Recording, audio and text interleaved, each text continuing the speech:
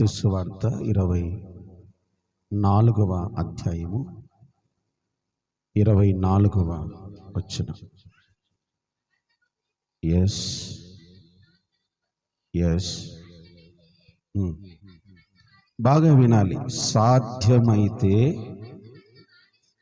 ఏర్పరచబడిన వారి సహితం మోసపరుచుటకై గొప్ప సూచక క్రియలను మహత్కార్యములను కానపరుచుదురు.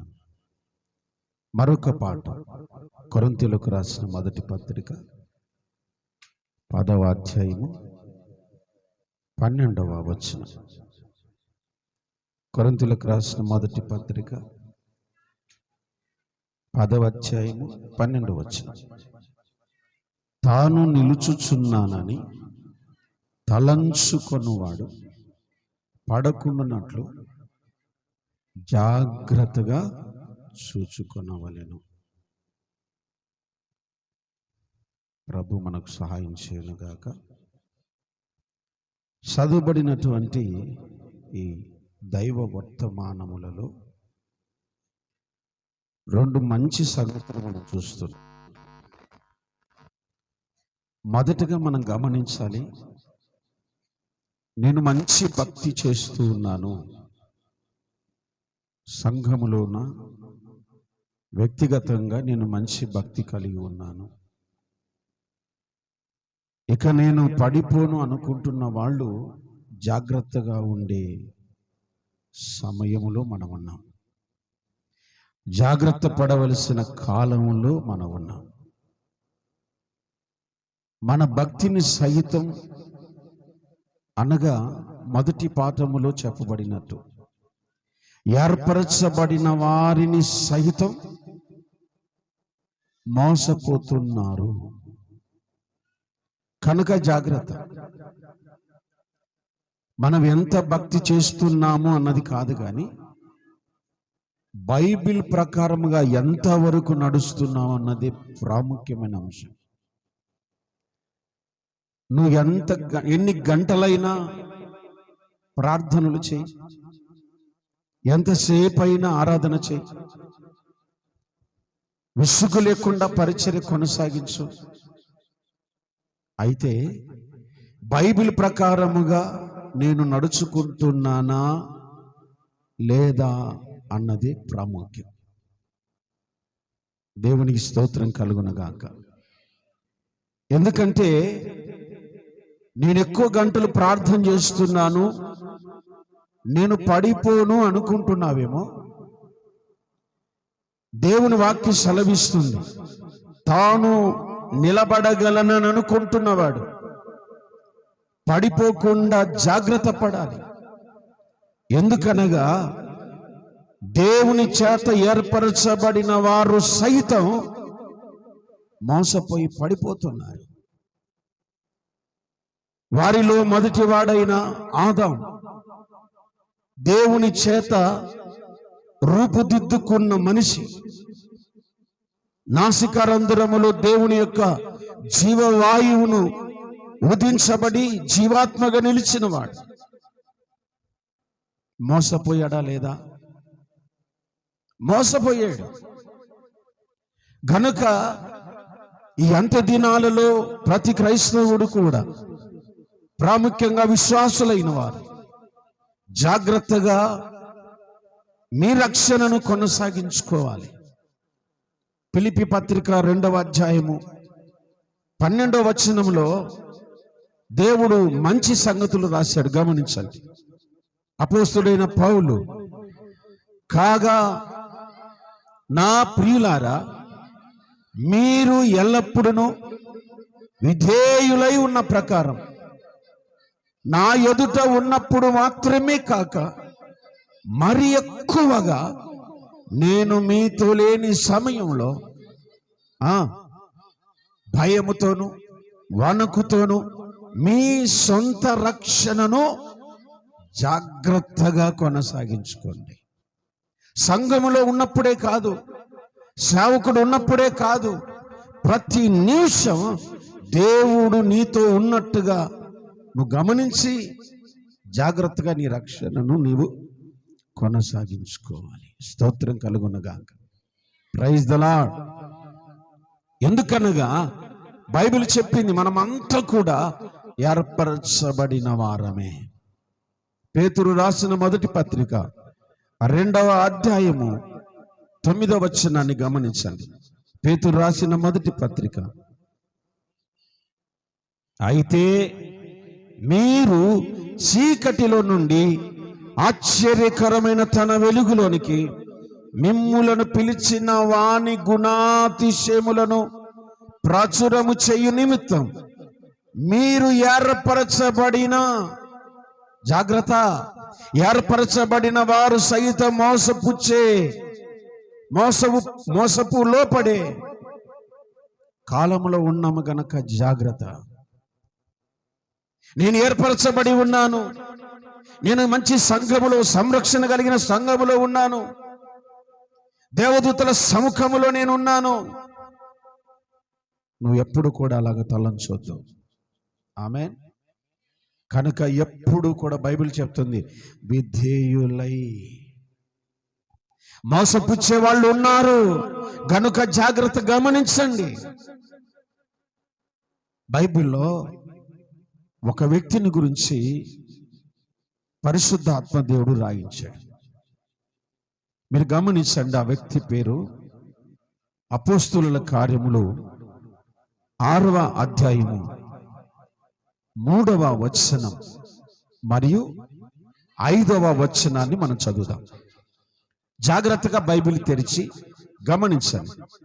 కాబట్టి సహోదరులారా, ఆత్మతోను జ్ఞానముతోను నిండుకొని మంచి పేరు పొందిన 7 మనుషులను ఏర్పరచుకొనుడి. మీరు గమనించాలి. నేను మళ్ళీ చదువుతాను, ఒక్క నిమిషం. మీరు గమనించండి.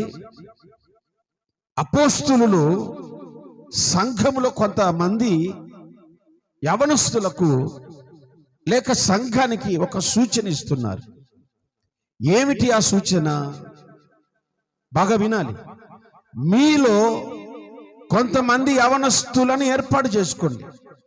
వాళ్ళు ఎలాంటి వారై ఉండాలి? పరిశుద్ధాత్మతో నింపబడిన వారుగా ఉండాలి. రెండవది, జ్ఞానముతో నింపబడిన వారై ఉండాలి. మూడవది, మంచి పేరు పొందిన వారై ఉండాలి. అక్కడ రాయబడిన మాటలు అవే కదండి. ఆత్మతోనూ జ్ఞానముతోనూ మంచి పేరు కలిగిన వారిని మీరు ఏర్పాటు చేసుకొనండి అన్నాడు. ఆ 7 ఎవరు గమనించాలి? 5వ వచనం చదువుదాం. ఈ మాట జన సమూహమంతటికి యుక్తమైనందున వారు విశ్వాసముతోను పరిశుద్ధాత్మతోను నిండుకొనిన వారైన స్టెఫెను, ఫిలిప్పు, ప్రోకోరు, నికానోరు, సిమోను, పర్మినాసు, యూదుల ప్రవిష్టుడును, అంతియొకయ వాడైన నికోలాసు. ఫైనల్ లాస్ట్ పేరు గమనించారా? నికోలాసు. అంతియొక వాడైన నికోలాసు. ఈ 7 ఎవరు? ఎలాంటి స్వభావం కలిగిన వారు, ఎలాంటి జ్ఞానం కలిగిన వారని గమనిస్తే బైబిల్లో రాయబడిన మాట, వారు విశ్వాసములోను పరిశుద్ధాత్మలోను జ్ఞానములోను మంచి పేరు పొందిన వారు. బైబిల్ అదే చెప్తుంది, మంచి పేరు పొందిన వారు. మరి వీరు ఎక్కడైనా పడిపోయారా? వీరిలో ఎవరైనా పడిపోయారా, చెడిపోయారా అని గమనిస్తే ప్రకటన గ్రంథం ఒకసారి ఓపెన్ చేద్దాం. ప్రకటన పుస్తకం 2వ అధ్యాయము 6వ వచనం. అయితే ఈ ఒకటి మీలో ఉన్నది, నికోలాయితుల, కొంచెం గట్టి చదివితే నాకు అర్థం. నికోలాయితు క్రియలను నీవు ద్వేషించుచున్నావు. చాలు. ఈ నికోలాయితు ఎక్కడున్నాడు? ఆది అపోస్తుల సంఘములో మంచి పేరు పొందిన వాడుగాను, జ్ఞానము కలిగిన వాడుగాను, ఇంకా పరిశుద్ధాత్మతో నింపబడిన వాడుగా ఉన్నాడు. అయితే ఇక్కడ రాయబడుతుంది ప్రకటన గ్రంథంలో, నికోలాయితు బోధ నీవు ద్వేషించుచున్నావు. అంటే ఏర్పరచబడిన వాడు సైతం ఏదో ఒక తప్పుడు బోధ చేశాడు. ఏర్పరచబడిన వారు సైతం ఏదో ఒక తప్పుడు పనుల్లో ఉన్నాడు. ఏంటి ఆ తప్పుడు పని? మీరు చదవండి 2వ అధ్యాయంలోనే ప్రకటన గ్రంథం 14వ వచనాన్ని చూడండి. అయినను నేను నీ మీద కొన్ని తప్పిదములు మోపవలసి ఉన్నది. అవేవనగా విగ్రహములకు బలి ఇచ్చిన వాటిని తినునట్లు, జారత్వము చేయునట్లు. చాలు ఇక్కడ కొంతమంది ఇక్కడ రాయబడిన మాటలు చూస్తున్నాం. నికోలాయితు బోధ ఏమిటి అంటే, నికోలాయితు బోధించిన బోధ ఏర్పరచబడిన వాడు సైతం మోసపోయి అపవాది చేత పట్టబడి ఒక బోధ చేశాడు. ఏంటి? విగ్రహములకు బలి ఇచ్చిన వాటిని మీరు తినవచ్చును. నికోలాయితు జ్ఞానం లేనివాడు కాదు. నికోలాయితు ఆత్మతో నింపబడిన వాడు, సంఘములో అందరికంటే మంచి పేరు పొందినవాడు. అయితే మోసపోయి సంఘము నుండి వేరైపోయి, అపోస్తుల నుండి వేరైపోయి ప్రత్యేక సంఘాలు ఏర్పాటు చేసుకొని చేస్తున్న బోధ ఏమిటంటే, మీరు బలి ఇచ్చిన వాటిని తినునట్లు, జారత్వము చేయునట్లుగా కూడా ప్రకటన చేసిను. అందుకే బైబిల్ చెబుతుంది, వారి బోధను నువ్వు ద్వేషించుచున్నావు. ఆమేన్. అయినను నీ మీద ఒక నేరము మోపవలసి ఉంది. అదేమిటంటే, విగ్రహములకు బలి ఇచ్చిన వాటిని తినున్నట్లు నువ్వు పురమాయిస్తున్నావు. ఏమవుతుందండి? తింటే ఏమవుతుంది? ప్రార్థన చేసుకుని తింటే అన్ని పవిత్రమే కదా. యేసునామములో ప్రార్థన చేసుకుంటే అన్ని శుద్ధి అవుతాయి కదా. బైబిల్లో ఒక మాట చెప్పాడు దేవుడు, యెహోవా నామమును వ్యర్థముగా ఉచ్చరించకూడదు. ఏది అవసరమో నీ ఆత్మీయ జీవితానికి, ఏది అవసరమో అందుకొరికే దేవుని నామాన్ని నువ్వు ఉపయోగించుకోవాలి. ఓ తమ్ముడు నాతో ఫోన్ చేశాడు, అన్నా మీరు ఒక ప్రార్థన చేయాలి నా కోసం. ఏంటి తమ్ముడు అన్నాను. బాధపడకూడదు, మళ్ళీ కోప్పడకూడదు అన్నాడు. నువ్వు చెప్పేదాన్ని బట్టి ఉంటుంది అది. ఏదో అది కాదన్నా, నేను లాటరీ కొనుక్కున్నా, తగిలేటట్టు ప్రార్థన చేయి. ఏం కొనుక్కున్నాడంట? లాటరీ తగిలేటట్టు నేను ప్రార్థన చేయాలంట. యాకోబు పత్రిక 4వ అధ్యాయము 3వ వచనాన్ని ఒకసారి చూడండి. యాకోబు పత్రిక 4వ అధ్యాయము, మీరు అడిగినను మీ భోగముల నిమిత్తము ఉపయోగించుటకై దురుద్దేశముతో అడుగుతున్నారు గనక మీకేమీ దొరకలేదు. మీరు అడుగుతున్నారు మంచిదే, కానీ దేనికోసం అడుగుతున్నారు? మీ భోగములను అనుభవించుటకై దురుద్దేశముతో అడుగుతున్నారు. అందుకే దేవుని దగ్గర ప్రార్థన చేసేటప్పుడు జాగ్రత్త. ఆమేన్. ప్రభుకు స్తోత్రం కలుగునుగాక. దేవుని దగ్గర ప్రార్థన చేసేటప్పుడు అడుగుతున్న ప్రతి సమయం కూడా ఇది అడగొచ్చు అడగకూడదా అన్న సంగతి మీరు గుర్తుపెట్టుకోండి. ఎందుకంటే కొన్ని యుక్తమైనవి అడిగినప్పుడు కూడా అవి నీకు రాకుండా పోవచ్చు. నువ్వు మంచివి అడిగినా కూడా కొన్ని దురుద్దేశంతో అడిగిన వాటిని బట్టి ఇవి కూడా డిలీట్ అవ్వచ్చు. అందుకే దేవుని దగ్గర ప్రార్థన చేసేటప్పుడు చాలా జాగ్రత్తగా దేవుణ్ణి అడగాలి. ఆమేన్. Praise the Lord. కొంతమంది ఏం చేస్తారో తెలుసా? ఆశగల ప్రాణమును తృప్తిపరుస్తానంటివి కదా ప్రభువా, ఏంటి నీ ఆశ? ఏంటి ఆశ? మట్కా నంబర్ తగిలాలనా? లాటరీ తగిలాలనా? ఒక అమ్మ పిలిచింది, అన్నయ్య మా ఇంట్లో విజ్ఞాపన ప్రార్థన పెట్టన్నయ్య. ఒక అమ్మ, మా ఇంట్లో విజ్ఞాపన ప్రార్థన పెట్టన్నయ్యా అనేది. ఏమా అన్న? పెట్టన్నయ్యా, ఇంట్లో పరిస్థితులు బాగలేవు. సరే పెడదాములే, ఏదైనా విషయం ఉంటే కదా, ఏదైనా విషయం ఉంటే దానికోసం ప్రార్థన చేద్దాము.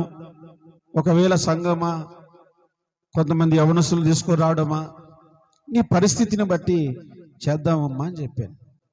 ఏం లేదన్నయ్య, ఒక అమ్మకు నేను 4 లక్షలు డబ్బులు ఇచ్చాను, అది ఇవ్వకున్నది అన్నయ్య, నేనేం చేయాలి ఇప్పుడు?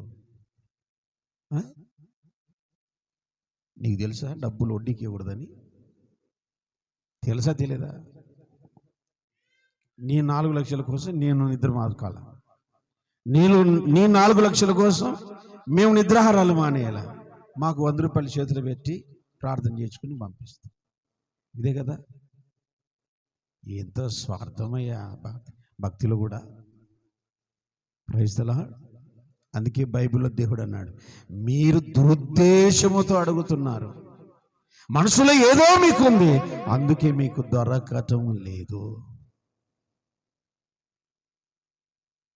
గమనించండి, ఏర్పరచబడిన వారు సైతం మోసపోయి బలహీనలవుతూ ఉన్నారు.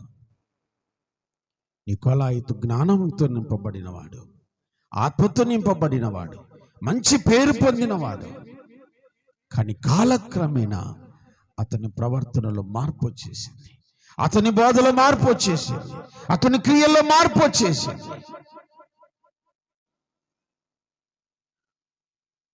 దేవుడు నేరం మోపుతున్నాడు. జాగ్రత్త. స్తోత్రం. Praise the Lord. మరొక మాట కూడా చూద్దాం. బైబిల్లో సాంసోన్ అని ఒక వ్యక్తి ఉన్నాడు. న్యాయాధిపతిగా ఉండటానికి ఏర్పాటు చేయబడ్డాడు. సాంసోన్ ఎవరు? ఇప్పుడు సాంసోన్ ఎవరు?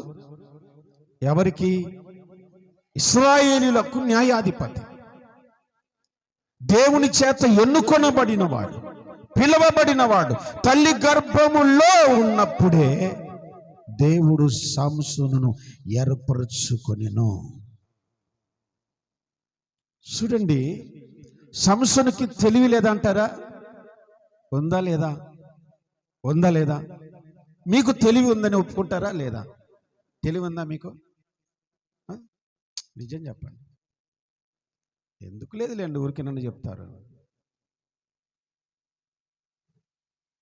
ఎవరు తెలకుండా వాళ్ళు డబ్బులు దాచిపెట్టుకోవడంలా, తెలివితో దాచిపెట్టడంలా.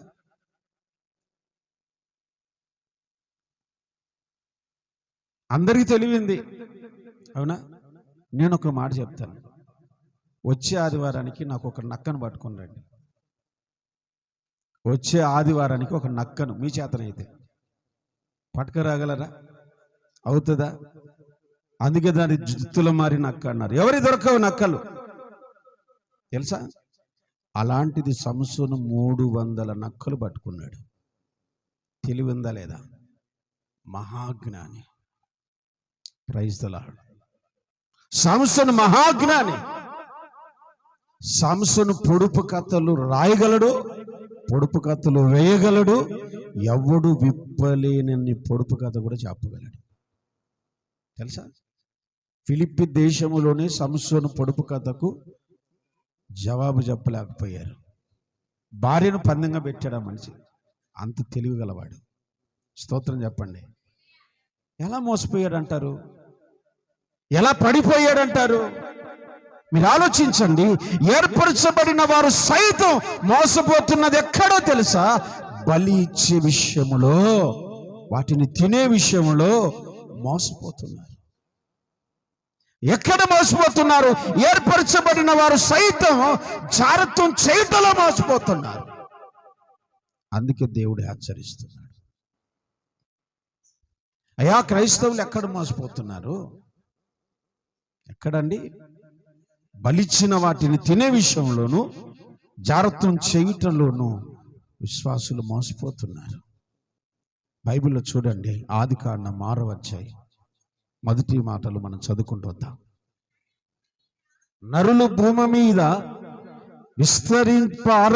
ఆరంభించినప్పుడు కుమార్తెలు వారికి పుట్టింది. దేవుని కుమారులు ఎలా అండి ఇది? దేవుని కుమారులు నరుల కుమార్తెను ఎలా పెళ్లి చేసుకుంటారండి? దేవదూతలను మనుషులను ఎలా పెళ్లి చేసుకున్నారండి?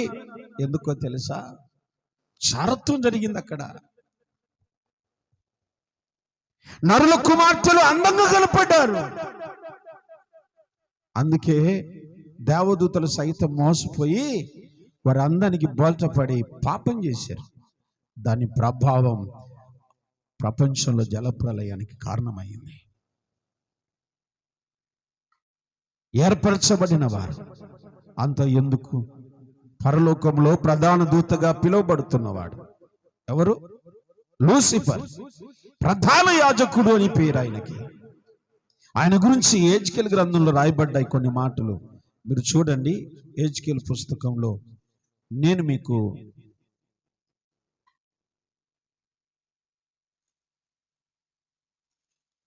ఆయన గురించి చెప్పబడిన మాటలు.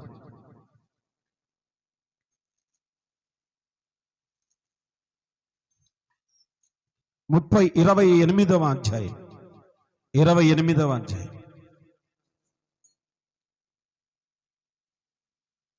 12 వచనం నుండి చదువుకుంటొద్దాం.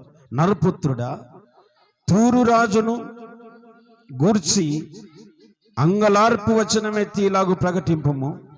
ప్రభు అయిన యెహోవా సెలవిచ్చినదేమనగా, పూర్ణ జ్ఞానమును సంపూర్ణ సౌందర్యము గల కట్టడమునకు మాదిరివి నీవు దేవుని తోటయగు ఏదేనులోను ఉంటివి. మాణిక్యము, గోమేధికము, సూర్యకాంతమని, రక్తవర్ణపు రాయి, సులిమాను రాయి, మరకతము, నీలము, పద్మరాగము, మాణిక్యము అను అమూల్య రత్నములతోనూ బంగారుతోనూ నీవు అలంకరింపబడి ఉన్నావు. నీవు ఏర్పరచబడిన దినమున పిల్లన గురువులు వాయించువారును నీకు సిద్ధమైరి.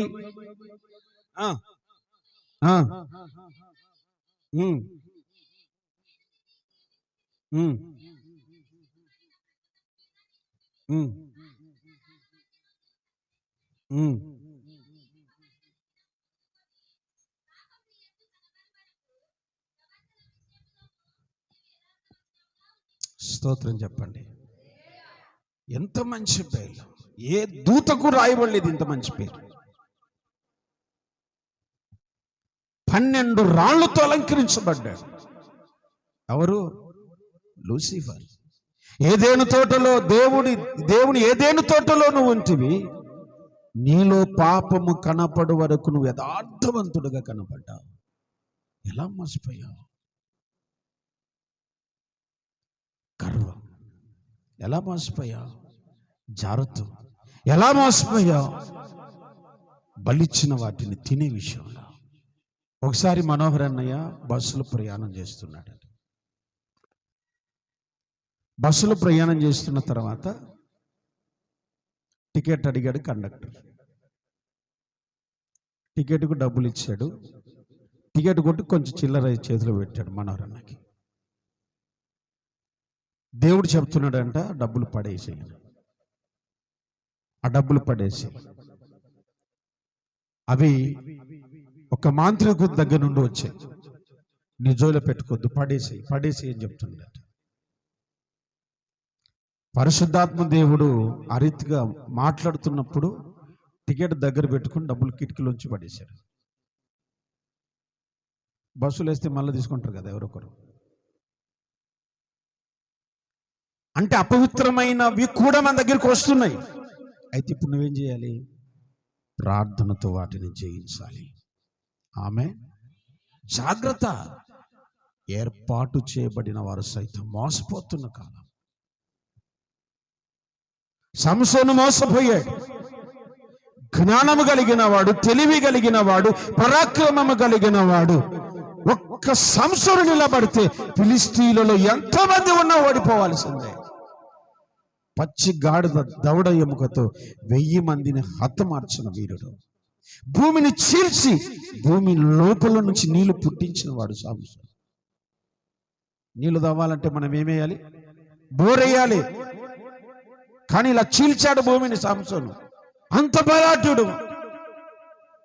మీరు ఆలోచించండి, ఎలా పడిపోయాడు అంటే మోసపోయి. నువ్వు మోసపోతున్నావు, నువ్వు జాగ్రత్త పడాలి. Praise the lord.